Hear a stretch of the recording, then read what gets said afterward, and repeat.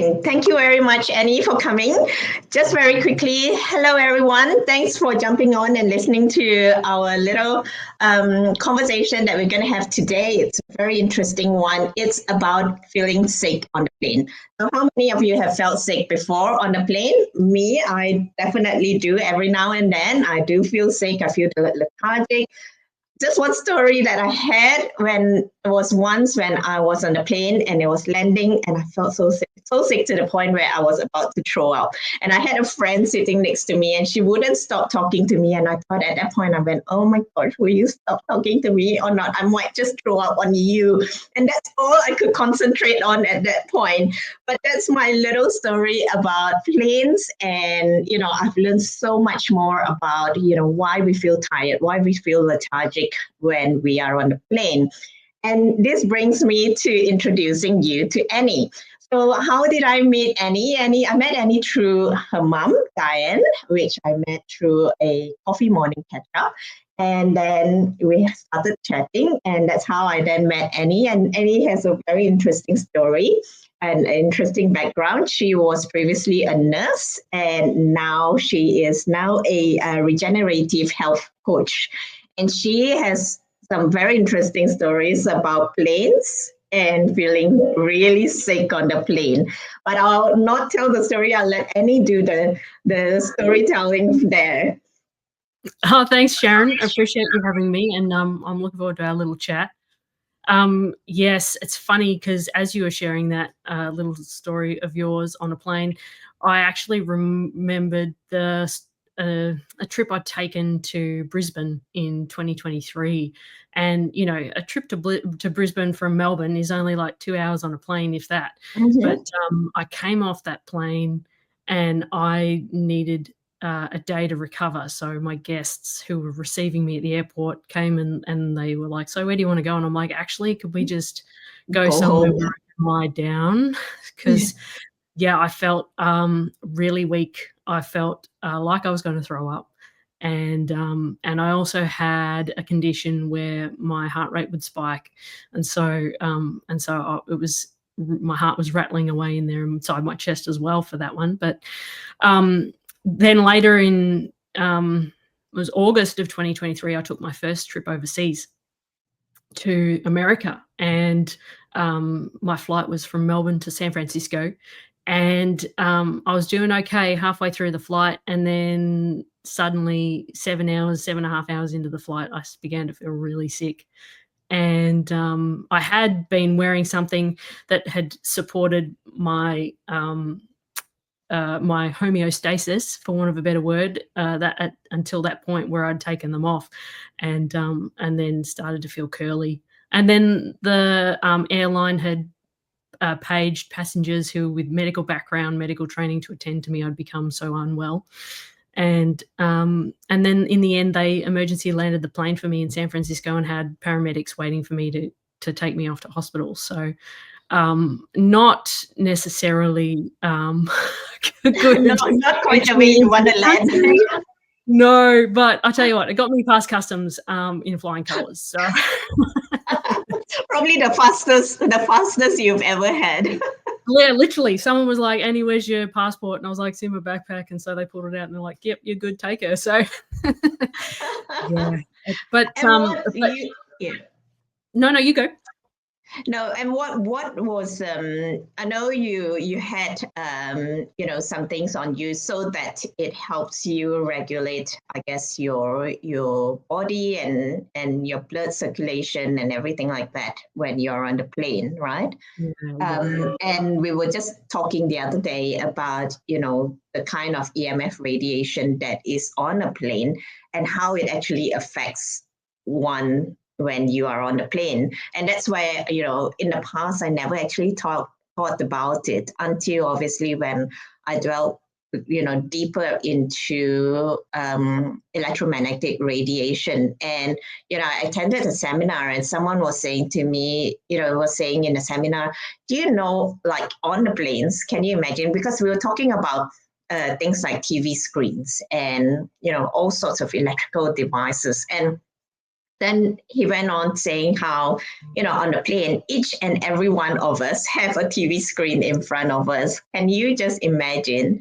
how much electromagnetic radiation is actually in that little cabin? Well, I call it a little cabin because when you have so many devices going on in one cabin, it's not just the TV that's in front of us, it's everything on the plane that is electrical, including all our devices. Everyone nowadays brings their tablets, their laptops, everything. So the amount of EMF that's in the plane and the causes of it. Yeah. So, and we were just talking about that, and you felt that, yep, you definitely had something to say about that as well.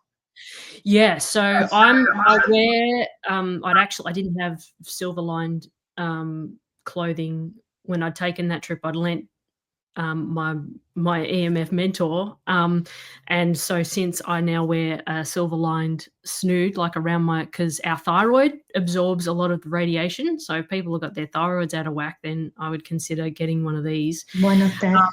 The other thing is that I didn't realize until after the fact was that when we're in a plane, not only like what you said, Sharon, with all the devices from the airplane itself required to communicate and to be up in the air, but then what they feed for us for entertainment, and then everyone else's devices that they bring on. Then also the blue light toxicity. So that's the other thing. I wear blue light blockers when on a plane, because that throws your hormones out of whack like you wouldn't believe.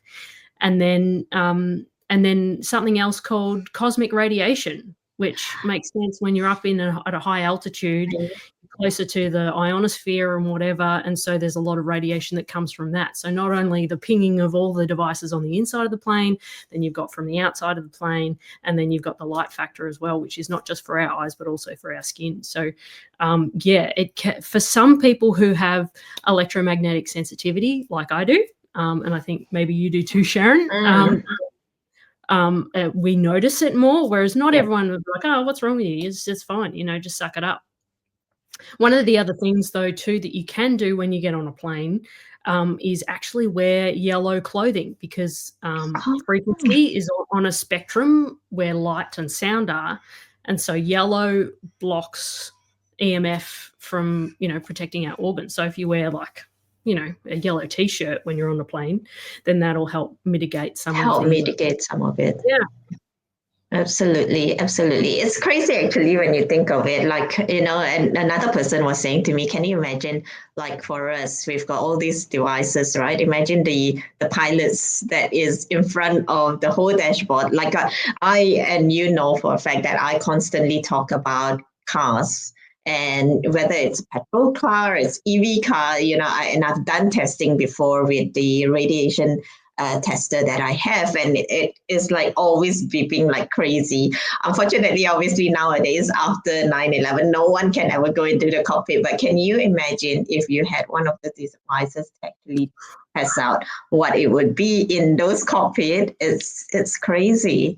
And not surprisingly, now more than ever, we've got pilots and airline staff who are suffering from cardiac conditions, and and then the odd, well, it's not odd, but we've had a couple of occasions where a pilot has had a heart attack behind the wheel of a plane, so that's pretty scary stuff.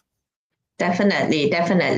And so, that's why we were talking about, like Annie, it's really interesting how you talked about the blue light. And that's a really, really good tip. I've never thought about that in that sense. But obviously, I mean, and wearing yellow is a very interesting point as well. Obviously, I mean, for me and you as well, I know Diane has one of these as well, which is the M guard that we both have.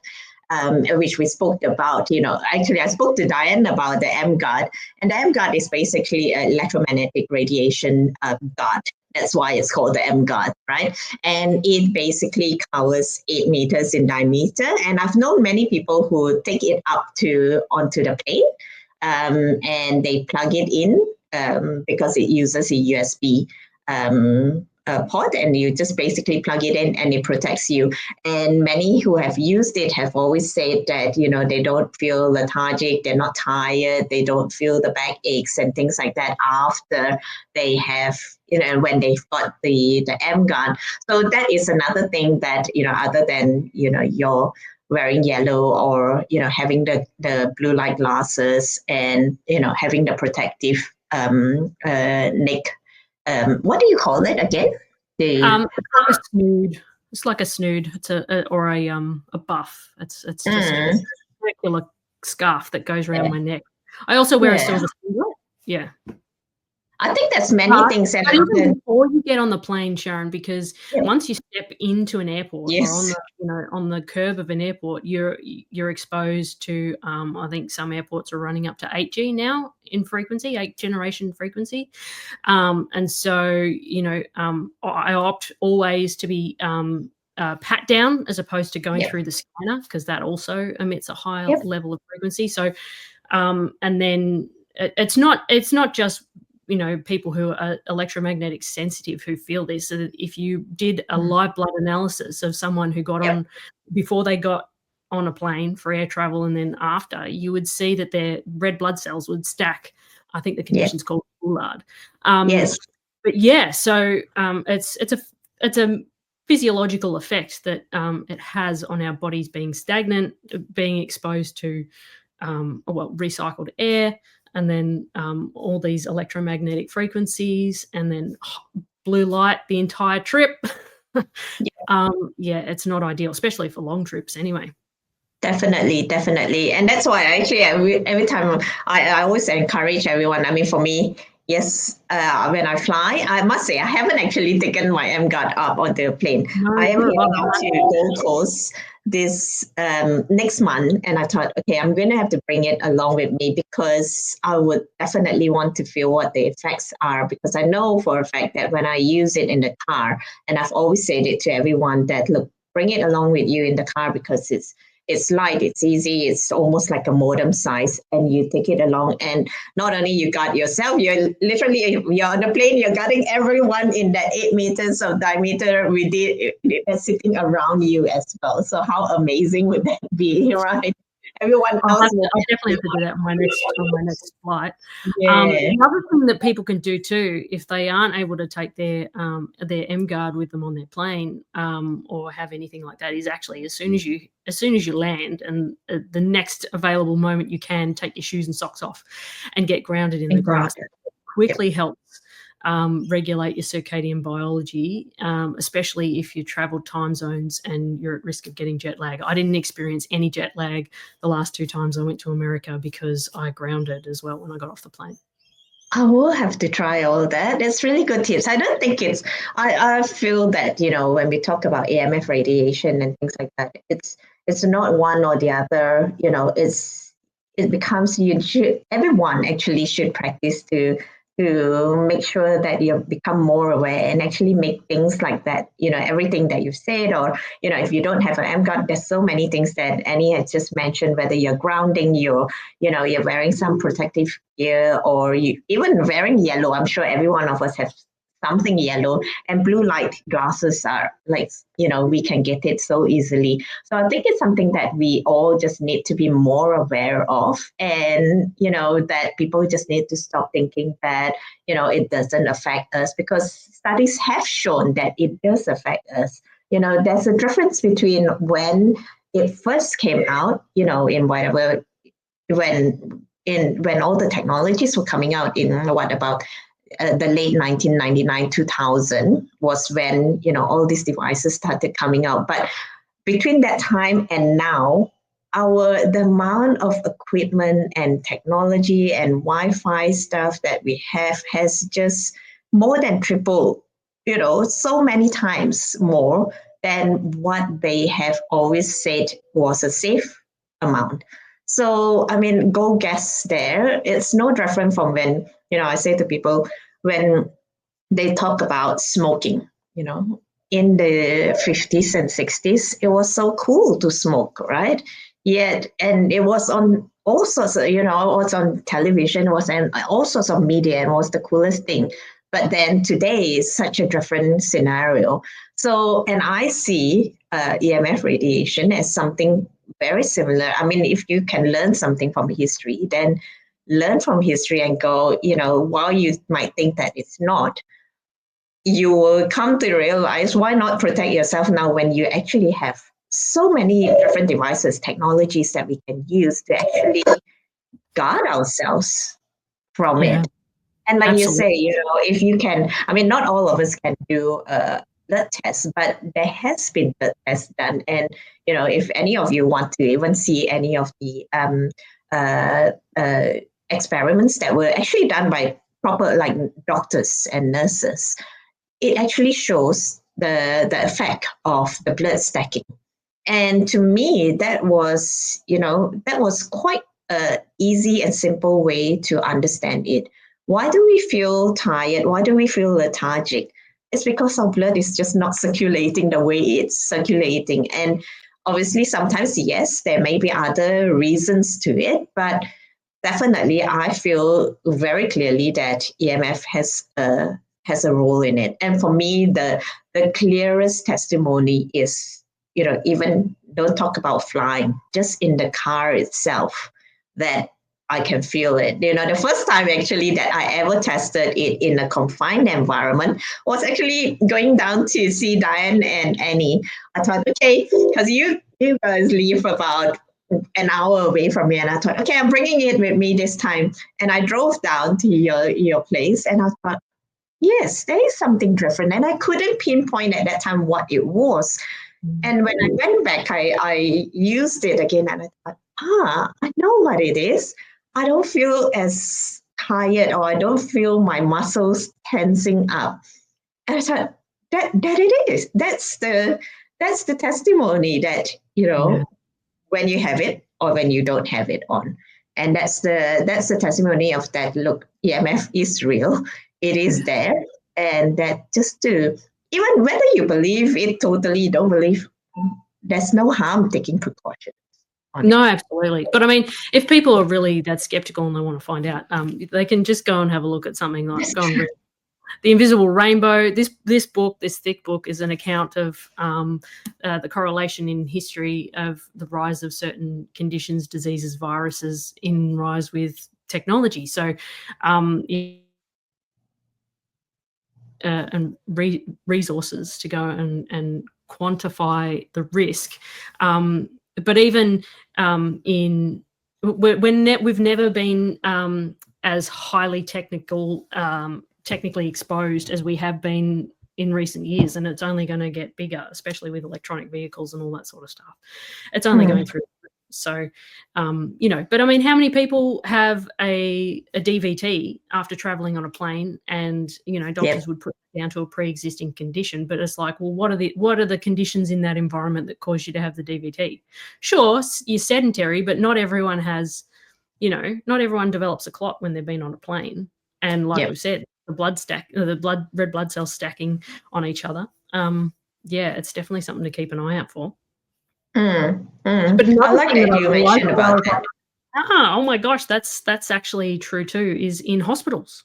Hospitals are another source of high EMF exposure, and all the hospital beds, they're metal and they're plugged into a wall, and they've got all this magnetic frequency, which is even more dangerous. So I think they call it the inverse law. The further away you are from it, then the more it mitigates your exposure to it. But if you're sitting in something where you can't change that, then you need to have tools, resources that mitigate that for you.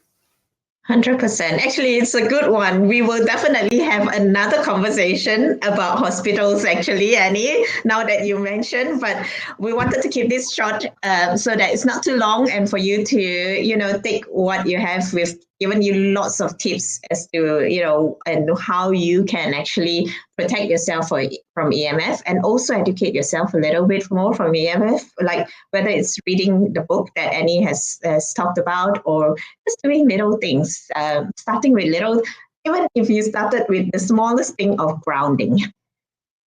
That's huge. That actually mitigates anything. much positive charge that we get from being around devices. So 10, 15 minutes standing in the grass, or even better, standing in the ocean, or running water provided by nature, then you'll mitigate, or you'll discharge a lot of the effect of EMF.